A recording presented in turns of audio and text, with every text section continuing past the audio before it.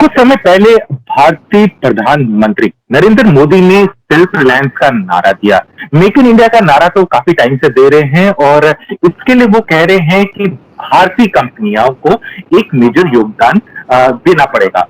और अगर टेक्नोलॉजी की बात करें तो इसमें यानी कि मोबाइल स्मार्टफोन ब्रांड जो भारतीय ब्रांड हैं और वो वाली कंपनियां जो भारत से मैन्युफैक्चरिंग कर रही है उनका एक मेजर योगदान हो सकता है। हाय फ्रेंड्स, मैं हूं संदीप और आप देख रहे हैं डायरेक्ट जोर से का एक और नया इंटरव्यू। और आज इस इंटरव्यू में हमारे साथ हैं सुनील रैना जो है प्रेसिडेंट लावा मोबाइल्स के। हाय सुनील, क्या हाल चाल? नमस्कार दीपक जी, कैसे हैं आप? बस सुनील, काफी टाइम से लावा एक प्रोमिनेंट प्लेयर है अमंग द इंडियन ब्रांड से इंडिया। आपके अलावा देखा जाए तो माइक्रोमैक्स था, इंटेक्स था, कार्बन था। और आज की डेट में देखा जाए तो खाली आप ही हैं जो फोन्स रेगुलरली लॉन्च भी कर रहे हैं जिनके बारे में हमें पता भी चलता है। माइक्रोमैक्स का कुछ पता नहीं है, कार्बन शांत हो चुका है, इंटेक्स वो भी डीप स्लीप में जा चुका है। तो ऐसे में आप एक लौते ब्रांड बचे हैं जिनके ऊपर लोगों का बहुत सारी उम्मीदें जुड़ी हैं। आप इसको कैसे देखते हैं? सबसे पहले तो शुक्रिया कि आप हमें अपने जो दर्शक हैं उनसे बात करने का मौका दे रहे हैं, उसके लिए बहुत बहुत शुक्रिया। और जैसा कि आपने कहा कि प्रधानमंत्री ने अभी जो अनाउंसमेंट किया, be local for vocal, be vocal for local, so वो जो स्लोगन है बहुत अच्छा स्लोगन है। इनफैक्ट ये कंट्री डिजर्व करती है। ये कंट्री को मैं एक लोकल जो प्लेयर्स हैं, जो लोकल जो कंपनीज हैं, उनका पहले एक एक लेवल पे पहुंच जाना चाहिए था। बट क्योंकि काफ़ी सारे फैक्टर्स होते हैं, कंट्री के फैक्टर्स होते हैं, कंपनीज के फैक्टर्स होते हैं, जिसकी वजह से ये पहले नहीं हो पाया। मुझे तो लगता है हम ऑलरेडी लेट है कि जो इंडियन कंपनीज, मैंने कहा कि पहले से एक मुकाम पे पहुंच जाने चाहिए थे, जो वो नहीं पहुंच पाए।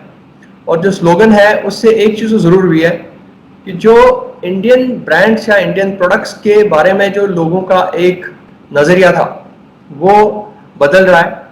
क्योंकि शायद ये एक सही मौका है इस बात को करने का, क्योंकि अब जो हिंदुस्तान के जो ब्रांड हैं, जो इंडिया के ब्रांड हैं, इंडिया की कंपनीज जो हैं, वो भी बहुत क्वालिटी कॉन्शियस, एक्सपीरियंस कॉन्शियस और टेक्नोलॉजी कॉन्शियस हो चुकी हैं।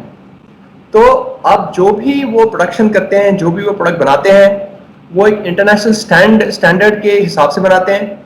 और अब जब कंज्यूमर्स को चॉइस लेनी होगी कि अगर टेक्नोलॉजी के पैरामीटर्स सेम है, अगर एक्सपीरियंस सेम है, तो शायद एक नेशनल प्रोडक्ट या नेशनल ब्रांड को लेने में शायद वो बेहतर समझेंगे।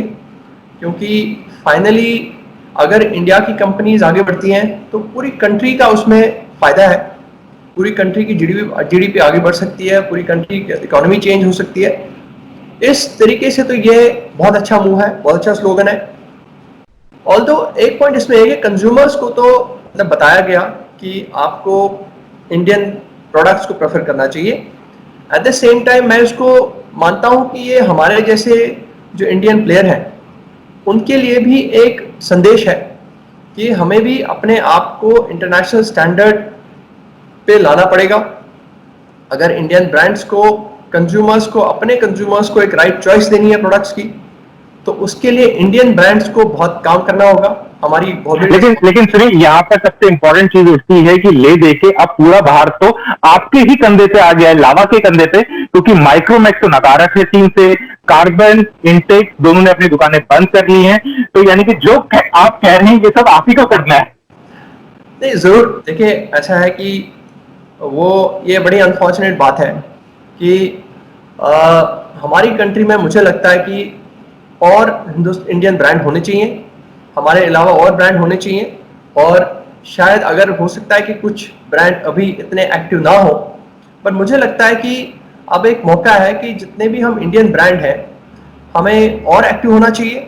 जो भी ब्रांड आपने नाम लिए हैं, मुझे लगता है, मैं तो ये चाहता हूँ कि इंडियन ब्रांड्स में कंपटीशन बढ़े। ये हमारे लिए अच्छा है, हमारे हमारे कंट्री के लिए अच्छा है। हम आपस में अगर compete करें और अपना एक स्टैंडर्ड ऊपर बढ़ाएं तो बहुत अच्छा होगा हमारे लिए। मैं तो यही चाहूँगा कि ये ब्रांड भी उन चीज़ों में इन्वेस्ट करें जिनमें हमने पिछले 10 साल में किया है, चाहे वो R&D हो, चाहे वो मैन्युफैक्चरिंग हो, चाहे एक अच्छे स्तर की डिस्ट्रीब्यूशन सिस्टम हो। तो इन सब में इन्वेस्ट करके आई थिंक इंडिया में पोटेंशियल है, इन कंपनीज में पोटेंशियल है, और हम सबको राइट। मिलकर इंडिया को आगे बढ़ाना है। मैं तो ये नहीं कहूंगा कि वो अच्छा ना करें, मैं तो चाहूंगा कि वो भी अच्छा करें, हम हमारे साथ लेकिन साथ सुनील, यहाँ मिलकर पर करना है। यहाँ पर यहाँ पर सवाल ये उठता है कि आपस में कंपटीशन अच्छी बात है, लेकिन कॉम्पीट जो आपको जिन लोगों के साथ करना है वो है Chinese brand, Oppo, Vivo, Xiaomi, Realme. ये है, इनसे आपको कॉम्पीट करना है और आप लोग को इनसे एक कदम आगे जाने का प्रयास करना है अगर इंडियन ब्रांड्स को, जिसे कहते हैं, ग्लोबल मैप पे स्थापित करना है। बिल्कुल सही बात है, एक्चुअली जो आप बोल रहे हैं बिल्कुल सही बात है। एक्चुअली देखिए, क्या होता है कि किसी भी इस लेवल के बड़े काम को करने के लिए अगर आप पूरी हिस्ट्री उठा के देखें, चाहे वो यूरोप की हो, यूएस की हो, जापान हो, कोरिया हो, चाइना हो, ताइवान हो, जहाँ पे मैन्युफैक्चरिंग और डिज़ाइन के काम एक लेवल से स्टार्ट होके एक बहुत बड़े लेवल पे चले गए और बड़े बड़े ब्रांड वहाँ से निकले हैं, उसका मुख्य कारण ये रहा है कि एक तो वहाँ पे जो कंज्यूमर्स हैं, उन्होंने अपने इंडिजिनियस ब्रांड को प्रेफरेंस दे दी, नंबर वन। नंबर टू, जो गवर्नमेंट है, तो गवर्नमेंट ने जो इंडिजिनियस ब्रांड है उनको एक लेवल तक सपोर्ट किया। उस सपोर्ट करने के बाद उन्होंने उनको कॉम्पिटिटिव एरिना में छोड़ दिया, चाहे फिर वो इंटरनेशनल ब्रांड हो या लोकल ब्रांड हो, तो आपस में फिर वो कम्पीट करके जो बेस्ट था वो आगे पहुंच गया। तो राइट। इसी तरीके से मुझे लगता है इंडिया में भी वो है कि जैसे प्रधानमंत्री ने एक स्लोगन दिया है कि कंज्यूमर्स को आगे बढ़ना चाहिए, मुझे लगता है तीनों की रिस्पॉन्सिबिलिटी है। कंज्यूमर्स की रिस्पॉन्सिबिलिटी है, गवर्नमेंट की रिस्पॉन्सिबिलिटी है, और हम कंपनीज की रिस्पॉन्सिबिलिटी है कि हमारा अपना अपना एक दायित्व है। और अगर हम तीनों अपना अपना दायित्व निभाते हैं तो मुझे लगता है कि चाइना की तरह, कोरिया की तरह, जापान की तरह अगले 5 से 10 साल के अंदर हम भी उस टाइप की कंपनी दुनिया को दे सकते हैं जो कि आज चाइना से आ रही है और बाकी कंट्री से आ रही है। मुझे पूरा भरोसा है इस बात का। राइट। सुनील, आपने बहुत अच्छी बात कही है, क्योंकि मैक्सिमम टाइम पे कभी भी कोई कंपनी मैन्युफैक्चरिंग स्पेस में होता है खासकर, वो हमेशा गवर्नमेंट के ऊपर छोड़ देता है कि गवर्नमेंट से हमें इतनी सपोर्ट नहीं मिल पा रही, इसलिए नहीं कर पा रहे। लेकिन आपने जो बहुत अच्छी बात कही है कि यहाँ पर कंज्यूमर, गवर्नमेंट और साथ ही साथ ब्रांड, तीनों को इक्वल पार्टनरशिप में काम करना है, तभी एक इंडिया टेक्नोलॉजी वर्ल्ड मैप में नंबर 1 बन सकता है। तो सुनील, इसी से जुड़ा हुआ अगला क्वेश्चन ये है कि अभी रिसेंटली आपने ये भी बताया है कि आप चाइना को कहने वाले हैं गुड बाय मैन्युफैक्चरिंग के लिए और कोशिश करेंगे कि हिंदुस्तान में ही सब काम हो। ये बात सच है या गलत है? नहीं, बिल्कुल सही बात है, क्योंकि हम अपनी कैपेबिलिटी इंडिया में काफ़ी टाइम से बढ़ा रहे हैं। जी। क्योंकि अगर देखोगे, जब हमने शुरू किया था, आपको याद होगा कि हमसे हमेशा ये पूछा जाता था कि आप जैसे एडवर्टाइजिंग में इन्वेस्ट नहीं कर रहे हैं इतना ज़्यादा, तो आप कहाँ इन्वेस्ट कर रहे हैं। तो उस टाइम पे हम, जो हमारी R&D की फैसिलिटी थी, जो हम चाइना में 700-800 लोगों की टीम जो हमने बनाई थी, हम उसमें इन्वेस्ट करते थे, क्योंकि हमें ये पता था कि अगर आगे लंबी लड़ाई लड़नी है और जिस टाइप के आपके कॉम्पिटिटर होने वाले हैं उनके साथ लड़ने के लिए सिर्फ और सिर्फ एडवर्टाइजिंग से आप नहीं लड़ सकते उनके साथ। आपको जी। अच्छे प्रोडक्ट देने पड़ेंगे, कंज्यूमर्स को जो प्रोडक्ट चाहिए, जिस टाइप के प्रोडक्ट चाहिए, वो आपको उनको देने पड़ेंगे। और उसके लिए अगर आज जो इन्वेस्ट करोगे उसका फल आपको 10 साल बाद मिलने वाला है, वो इमीडिएट मिलता नहीं है। तो जी। इसलिए हमने वहाँ इन्वेस्ट किया था। तो हमारी एक बहुत बड़ी 700-800 लोग की टीम थी वहाँ पे। और अब हमने पिछले 3 साल से, अगर आप देखेंगे, हमने पहले फीचर फ़ोन का जो डिज़ाइन है वो हमने इंडिया में शुरू किया था। तो हमने यहाँ पे हमने चाइना में ट्रेनिंग कराई उनकी, जो हमारे लोग थे, फिर वहाँ से वो आए, फिर इंडिया में उन्होंने सारे, अब फीचर फ़ोन जितने भी हमारे बनते हैं वो सारे इंडिया में बनते हैं, इंडिया में डिज़ाइन होते हैं, इंडिया में मैन्युफैक्चर होते हैं, सब कुछ इंडिया में होता है। और सिमिलरली जो हमारा स्मार्टफोन का सेटअप वहाँ पे है, उस स्मार्टफोन के सेटअप को भी अब हम शिफ्ट करेंगे इंडिया में। ऑलरेडी हमने इंडिया में कुछ काम शुरू कर दिया है, और क्योंकि वहाँ से क्लोज करके पूरी इन्वेस्टमेंट इंडिया में होगी, और इंडियन कॉन्टेक्स्ट के हिसाब से जो प्रोडक्ट्स हैं, जो हमारे कंट्रोल जो चाहिए हमें, जो हमारी इंसाइट्स मिलती है मार्केट से, और उनको कैसे प्रोडक्ट में फाइनली उसको इनकॉर्पोरेट करना, वो जब यहाँ पे रहेगा तो हमें लगता है कि वो काम और बेहतर हो सकता है। राइट। तो अब जब आप कह रहे हैं कि अब पूरा सेटअप हिंदुस्तान में ही होगा, तो इसमें कितना टाइम फ्रेम लगेगा? क्योंकि ऐसा तो नहीं है कि आज आपने अनाउंसमेंट कर दिया, कल से आप चाइनीज फैक्ट्रीज को बंद कर देंगे। इस पूरे में कितना टाइम लग जाएगा आपको पूरा शिफ्ट करने में इंडिया में? ये काम थोड़े फेजेस में होगा, क्योंकि जी। मुझे लगता है अगले 1 साल के अंदर अंदर ये सारा हम काम कर पाएंगे, क्योंकि कुछ चीज़ें, जो इकोसिस्टम है चाइना का, वो अभी भी इंडिया से काफ़ी बेहतर है, काफ़ी बड़ा है। क्योंकि इकोसिस्टम बनते बनते बनते बहुत साल लगते हैं। चाइना में इकोसिस्टम बनते बनते कम से कम 2 दशक लग गए हैं। और इसी तरह से इंडिया को भी बनाने में थोड़ा टाइम लगेगा, और जैसे जैसे हम यहाँ पे कैपेबिलिटी बढ़ाते जाएंगे वैसे वैसे वहाँ पे कम करते जाएंगे। आप ये समझ लीजिए हम अगले 1 साल तक मुझे लगता है कि हम ये पूरा शिफ्ट इंडिया में कर पाएंगे। राइट, लेकिन उसके बाद भी अगर जब आप पूरी मैन्युफैक्चरिंग भारत में शिफ्ट कर लेंगे, लेकिन उसके बाद भी शायद आपको चाइना पे डिपेंडेंट रहना पड़ेगा इस कुछ स्पेयर पार्ट्स के लिए, जैसे कि बैटरी हो गया, पीसीबी हो गया, प्रोसेसर चिप्स हो गए, ये सब तो अभी भी चाइना से ही आ रहे हैं।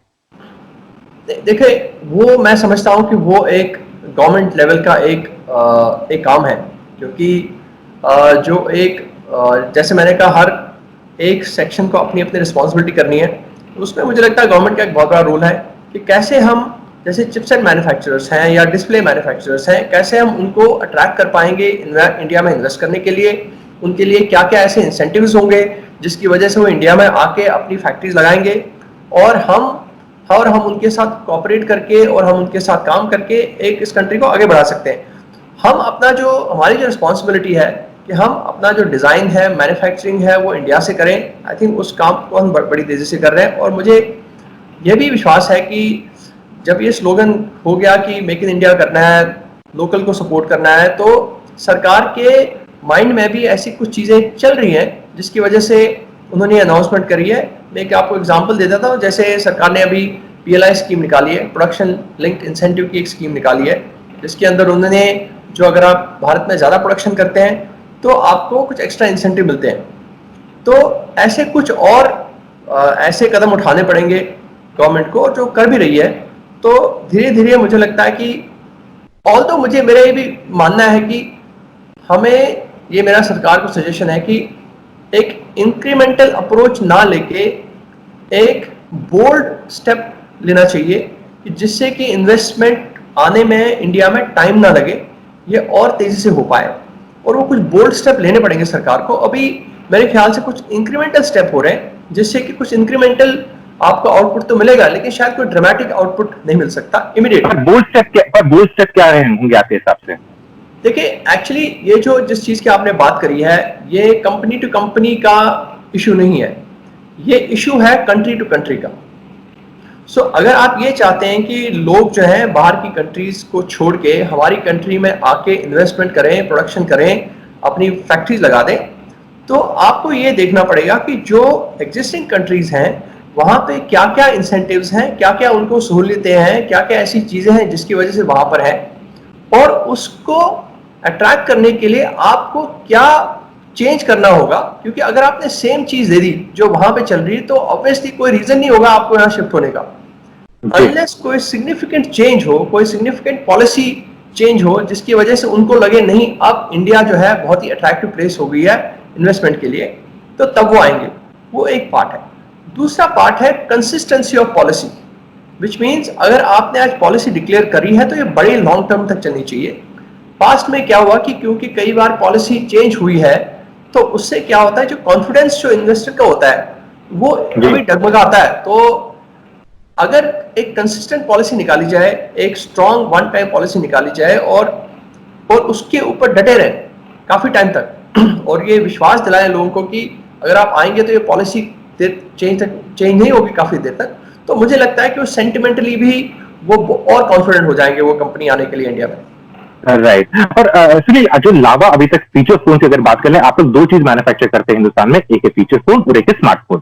फीचर फोन में लगभग 60% तक आपका जो पूरा मैन्युफैक्चरिंग में प्रोसेस में जो कंपोनेंट्स होते हैं वो भारत से ही लोकली सोर्स किए जाते हैं और बनाए जाते हैं। ये 100% कब तक हो सकता है कि फीचर फोन खासकर 100% भारत में निर्मित हो लावा के? देखिए, बाकी सारे कंपोनेंट तो हो जाएंगे। मुझे लग रहा है कि हमें शायद चिपसेट में थोड़ा टाइम लग सकता है, क्योंकि जैसे मैंने अभी कहा कि क्योंकि वो कंपनी सेम है, जो चिपसेट आती है चाहे वो फीचर फोन की हो या स्मार्टफोन की हो, तो जब तक वहां पे कोई एक स्ट्रॉन्ग कोई डिसीजन ना लिया जाए, बाकी मुझे लगता है कि बाकी जो कंपोनेंट है वो मुझे लगता है कि 1-1.5 साल के अंदर वो सारा इंडिया में हो जाएगा। और आई एम प्रीटी कॉन्फिडेंट कि 80-90% तक इस साल में ही पहुंच जाएंगे। 80% तो डेफिनेटली इस साल के अंदर पहुंच जाएंगे लोकलाइजेशन को लेके। बट कुछ ऐसे कंपोनेंट हैं जहां पे कंपनीज को बहुत बड़ा डिसीजन लेना है इंडिया मूव करने का। अगर उसमें कुछ, जैसे मैंने कहा, पॉलिसीज ऐसी कुछ आती हैं कि वो अट्रैक्ट होकर यहाँ पे आ जाए, तो मुझे लगता है 100% हो सकता है, उसमें कोई इशू नहीं है। राइट। सुनील, जब लास्ट टाइम हमने आपका इंटरव्यू लिया था डायरेक्ट दिल से सीरीज में, तब आपने एक चीज बोला था कि हम भी बहुत कोशिश करना चाहते हैं, हम भी बहुत कोशिश कर रहे हैं कि टॉप एंड स्मार्टफोन्स लेकर आए, बजट में फुली लोडेड स्मार्टफोन्स टाइप जैसे बाकी चाइनीज ब्रांड ला रहे हैं, लेकिन हमारे पास कॉस्ट एडवांटेज नहीं आ पा रही है, इसीलिए हम लोग उतने कम दामों पे फोन निकाल नहीं पा रहे हैं। ये सिचुएशन कब तक कंटिन्यू रहने वाली है, खासकर जब आपकी एक मार्केट में एक सेंटिमेंट बनते जा रहा है प्रो इंडियन ब्रांड्स के लिए? तो आपको लगता है कि आने वाले वक्त में आपके कुछ ऐसे प्रोडक्ट्स आएंगे जो price, specs, feature, value for money proposition में चाइनीज ब्रांड को एकदम स्ट्रॉन्ग टक्कर देंगे? देखिए, हम दो चीज़ों पे काम कर रहे हैं। एक तो जो हमारा इंडिया में डिज़ाइन का काम है, उसके अंदर क्योंकि हम कुछ एफिशिएंसी ला पाएंगे, कॉस्ट के एडवांटेज ला पाएंगे, क्योंकि जो आप कॉस्ट अगर देखेंगे, डिज़ाइन में प्राइमरली क्या होता है कि आपकी पीपल की कॉस्ट, जो टैलेंट की कॉस्ट होती है, वो काफ़ी होती है। और जब हम इंडिया में लेकर आते हैं कि ओवरऑल अगर चाइना और इंडिया की जीडीपी कंपेयर करोगे तो ऑब्वियसली इनकम में फ़र्क है, जीडीपी में फ़र्क है, तो ऑब्वियसली व्हेन इंडिया से काम करोगे तो ऑब्वियसली उसमें एक अंतर आता है। दूसरा काम यह है कि हम इन चीज़ों पे भी काम कर रहे हैं कि कैसे हम, जब तक हमारा वो स्केल, क्योंकि आपको कॉस्ट एडवांटेज के लिए एक स्केल चाहिए होता है, तो जब तक हमारा वो स्केल बिल्ड नहीं होता है कि हम कौन से ऐसे इनोवेटिव तरीके अपनाएं जिसकी वजह से हम जो प्रोडक्ट मार्केट में लाएं वो उसका कॉस्ट इतना ज़्यादा ना हो, तो हम ऐसी स्ट्रैटेजीज पे अभी काम कर रहे हैं कि हमें किसी न किसी तरीके से कंज्यूमर को तो एक कंपैरेटिव, एक कॉम्पिटिटिव प्रोपोजिशन देनी ही देनी है, और उसके लिए हमें अपने अंदर कुछ इनोवेशन करनी है जिसकी वजह से हम उनको वो कॉम्पिटिटिव एक एडवांटेज दे पाए। देखिए, कंज्यूमर, ये बात सही है कि आप कंज्यूमर को बोलें कि आप इंडियन ब्रांड खरीद लें, but at the same time consumer को तो राइट प्रोडक्ट ही चाहिए। अगर हम इंडियन कंपनीज उसको राइट प्रोडक्ट नहीं दे पाएंगे तो ऑब्वियसली वो he will not sacrifice his own experience, उसको तो एक सही प्रोडक्ट चाहिए। तो हम एक अच्छा प्रोडक्ट दें और साथ में उसका राइट प्राइस भी दें, जैसे आपने कहा। उसके लिए हम कुछ इनोवेटिव तरीके सोच रहे हैं कि हम कैसे मार्केट में उन चीज़ों को लेकर आए जिससे कि कॉस्ट हमारी कम हो, जिसकी वजह से वो पूरा जो बेनिफिट जो है, जो एडवांटेज, हम कंज्यूमर को पास ऑन करें। अभी हम जो काम कर रहे हैं वो lower to mid end smartphone में काम कर रहे हैं इंडिया डिज़ाइन में। और दो चीज़ें हैं, एक तो हम एक हाई लेवल ऑफ डिफरेंशिएशन पे काम कर रहे हैं, क्योंकि जो भी स्मार्टफोन लॉन्च होते हैं, जो भी ब्रांड स्मार्टफोन लॉन्च करते हैं, वो प्राइमरली जो है वो होम कंट्री के लिए पहले बनाए जाते हैं। तो जैसे अगर चाइना की कंपनी है, कोरिया की कंपनी है, तो पहले होम कंट्री के हिसाब से बनाए जाते हैं, फिर उसको पूरे वर्ल्ड में बनाया दिया जाता है। तो क्योंकि हम भी अपनी होम कंट्री के लिए बनाएंगे, तो हमारा जो डिफ्रेंसिएशन होगा उसमें जो लोकल एलिमेंट्स होंगे, जो लोकल लोगों के लिए ज़्यादा फायदेमंद हैं, जब हम वो डिफ्रेंसिएशन करेंगे तो उसकी वैल्यू जो कंज्यूमर देने को तैयार होगा, इतना हमारा मानना है। तो इसलिए यहाँ पर अगला क्वेश्चन ये उठता है, आपका नेक्स्ट स्मार्टफोन जो कि फुली लोडेड होगा लोकल एलिमेंट्स के साथ भारतीयों के लिए, वो कब होने वाला है लॉन्च, और क्या क्या हो सकती है उसकी खूबियां? देखिए, फुल्ली लोडेड तो आप, मुझे पता नहीं आप किसको फुल्ली लोडेड मानते हैं। आप हर एक प्राइस पॉइंट पे आपको एक बैलेंस क्रिएट करना पड़ता है बिटवीन कि कंज्यूमर की क्या नीड है और आप कंज्यूमर कितना पे कर सकता है ना। सो फॉर एग्जांपल, जैसे 6-7 हज़ार में आप फोल्डेबल स्मार्टफोन तो दे नहीं पाओगे क्योंकि उसकी कॉस्ट ज़्यादा होती है। तो एक प्राइस सेगमेंट के लिए अगर आप बोलेंगे एक fully loaded phone for price segment, तो आप ये समझ लीजिए कि हम, ये कोविड की वजह से थोड़ा बहुत डिले चल रहा है, बट डेफिनेटली दिवाली से पहले हमारा प्लान है कि हम लोअर टू मिड एंड में कम से कम 1 या 2 स्मार्टफोन पे काम चल रहा है जो हम लॉन्च करेंगे, और जिसको आप फुली लोडेड बोलते हैं और लोकलाइज्ड बोलते हैं। तो उस टाइप का फोन हम डेफिनेटली दे पाएंगे उस टाइम तक। क्या वो फोन रियलमी या शॉमी के फोन को टक्कर दे पाएंगे? क्योंकि मुझे मालूम है कि आपका वही फोन उसी बजट में आने वाला होगा, क्योंकि आप इस टाइम उसी सेगमेंट को टारगेट कर रहे हैं। तो क्या रियलमी और शॉमी को टक्कर दे पाएगा? देखिए, जो कस्टमर आज की डेट में खरीद रहे हैं और जिनका ज्यादा मार्केट शेयर है, तो उन्हीं से मार्केट शेयर लिया जाएगा जी। तो उसमें तो कोई डाउट नहीं है। तो जिनका ज्यादा मार्केट शेयर है उन्हीं से मार्केट शेयर लिया जाएगा, और जो जिस सेगमेंट में जो जितना स्ट्रांग है, हम ऑब्वियसली हम उसी को अटैक करेंगे और उसी से मार्केट शेयर लेंगे हम। ये बात इंटरेस्टिंग है। तो फ्रेंड्स, इंतजार थोड़ा लंबा हो जाएगा हमारे लिए, क्योंकि हमें दिवाली तक वेट करना है, क्योंकि दिवाली एंड डेट है। लेकिन उससे पहले उम्मीद करते हैं कि इनके 2 प्रोडक्ट लॉन्च हो जाए और जो बाकी ब्रांड है उनको एक लाजवाब टक्कर देगा एक हिंदुस्तानी ब्रांड। सुनिए, यहाँ पर एक कुछ चीज देखने को मिल रही है कि बहुत सारे ब्रांड्स इस टाइम पे मोबाइल तो मैन्युफैक्चर कर ही रहे हैं, जो हैंडसेट स्पेस में है, वो एक्सेसरीज में भी जा रहे हैं। ट्रू वायरलेस ईयरफोन्स बना रहे हैं, स्पीकर बना रहे हैं, पावर बैंक बना रहे हैं। लावा का भी कुछ ऐसा प्लान है? हमने ऑलरेडी एक्चुअली हमने भी रिसेंटली शुरू किया, कोविड से पहले हमने अपने कुछ एक्सेसरीज लॉन्च किए हैं, बट क्योंकि स्टार्ट ही था तो इसलिए, और इमिडिएटली ये लॉकडाउन हो गए, तो इसलिए हम उसके बारे में ज़्यादा बात नहीं कर पाए। तो हमारा ब्रांड है जिसको एलिमेंट्स बोलते हैं हम, लावा एलिमेंट्स करके हमारा ब्रांड है, एक्सेसरीज का ब्रांड है। उसके अंदर हमने कुछ प्रोडक्ट्स ऑलरेडी लॉन्च किए हैं। तो उसमें yes you are right, accessories is now becoming very important जो कंज्यूमर के लिए है, कि वो अपने टाइप से, अपने पसंद से जो फ़ोन को एक्सेसराइज करना है उसमें अब ज़्यादा इंटरेस्ट हो गए, क्योंकि लाइफस्टाइल प्रोडक्ट भी बन चुका है, अपार्ट फ्रॉम फंक्शनैलिटी एक लाइफस्टाइल प्रोडक्ट भी है। तो इसलिए एक्सेसरीज, यस हमने देखा कि एक्सेसरीज की मार्केट जो है बहुत तेज़ी से बढ़ रही है और उसमें पार्टिसिपेशन इंपॉर्टेंट है और हमारे कंज्यूमर्स भी हमसे डिमांड करते हैं। तो उसको मद्देनजर रखते हुए हमने ऑलरेडी लॉन्च किया है और हम उस पर एग्रेसिवली काम कर रहे हैं। राइट, तो एक्सेसरीज में नया प्रोडक्ट क्या लॉन्च होने वाला है? देखिए, हमने अभी जैसे एक्सेसरीज में यूजुअली क्या आता है कि आपके ईयरफोन्स आते हैं, या आपके ट्रूली वायरलेस ईयरफोन्स आते हैं, या आपकी म्यूज़िक के अलावा फॉर एग्जांपल चार्जर्स हैं, बैटरीज हैं, बैटरी बैंक्स हैं। तो इस सब के सारे प्रोडक्ट्स हमारे पास होंगे, पूरे पोर्टफोलियो का जो भी होता है एक्सेसरीज का वो पूरा होगा हमारे पास। जी, तो एक तो बता दीजिए कि नेक्स्ट प्रोडक्ट जब कोविड थोड़ा, जब लॉकडाउन रिलैक्स हो जाएगा, उसके बाद कौन सा प्रोडक्ट कंज्यूमर्स एक्सपेक्ट कर सकते हैं? क्योंकि आजकल एक ट्रू वायरलेस की एक होड़ सी मच चुकी है मार्केट में और लोग एक्सपेक्ट कर रहे हैं कि यार ये ले लेते हैं, अफोर्डेबल भी है, वायरलेस भी है। आपकी तरफ से कौन सी पेशकश होने वाली है लॉकडाउन खत्म होने के बाद? हमारे एक्चुअली 2 प्रोडक्ट्स हो गए। एक तो हमारा एक बैटरी बैंक है जो वो एक होगा, एक अच्छा मतलब डिफरेंट यूनिक आईडी एटसेट्रा, उसमें एक्सपीरियंस अच्छा होगा।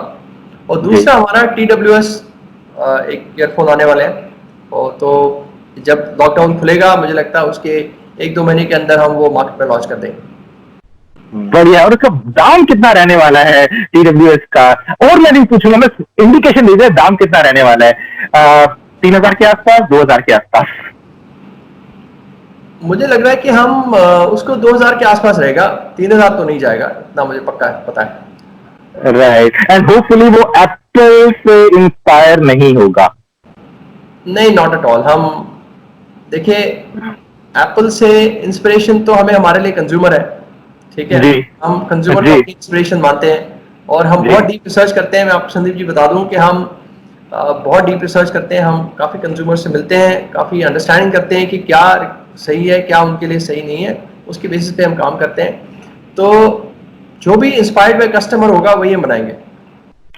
Perfect perfect. तो सर यहाँ पर तो इंतजार करना पड़ेगा, क्योंकि अभी आपको मालूम है रिसेंटली मार्केट में बहुत सारे TWS प्रोडक्ट्स लॉन्च हुए हैं और कुछ और लॉन्च होने वाले हैं। लेकिन एक TWS प्रोडक्ट आने वाला है हिंदुस्तानी ब्रांड का, चेकआउट करना तो बनता है।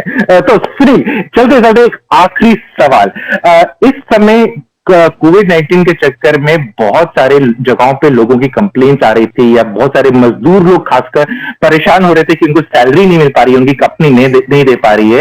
इस टाइम में क्या आपकी फैक्ट्री में जितने भी एम्प्लॉइज थे और कंट्रैक्चुअल लेबर थी, सबको पैसे मिले थे, सैलरी मिली थी, या फिर कुछ कटौती हुई थी उसमें?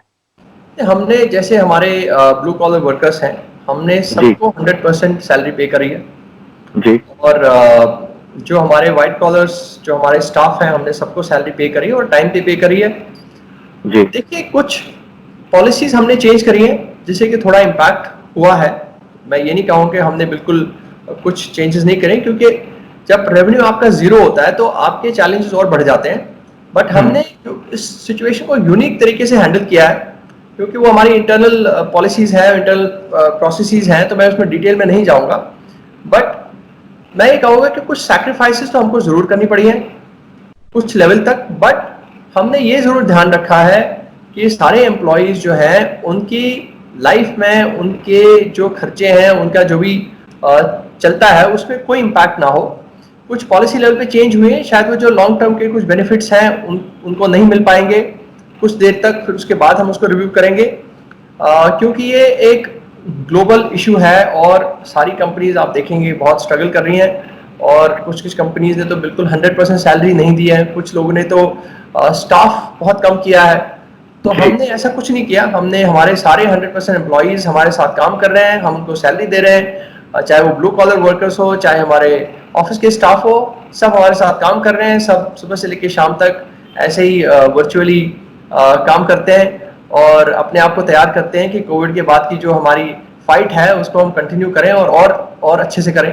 तो हम तो मोटिवेटेड हैं उस चीज़ को करने के लिए, स्पेशली क्योंकि भारतीय कंपनी के लिए अब इतना बड़ा सेंटिमेंट बन चुका है, तो हमारी रिस्पॉन्सिबिलिटी और बढ़ गई है, तो हम और मेहनत कर रहे हैं कि हम अच्छा काम कर पाएं लोगों के लिए। राइट। तो फ्रेंड्स, इस उम्मीद के साथ कि एक भारतीय ब्रांड आने वाले समय में एक चमकता हुआ सितारा बनता है, रिटेक। तो फ्रेंड्स, इस उम्मीद के साथ कि आने वाले वक्त में एक भारतीय ब्रांड एक चमकता हुआ सितारा बने, हम ये इंटरव्यू समाप्त करते हैं। Thank you Sunil, was lovely talking to you. Thank you Sandeep ji, thanks for having me here, thank you so much. Right. तो फ्रेंड्स, अगर आपके कोई सवाल इस इंटरव्यू से जुड़े हुए या आप चाहते हैं कोई प्रश्न लावा से पूछे, कमेंट सेक्शन में जरूर बोलिएगा, तो हम कोशिश करेंगे उनका जवाब आप तक जल्दी पहुंचे। और अगले वीडियो तक अपना रखिएगा ख्याल, जल्दी मिलते हैं।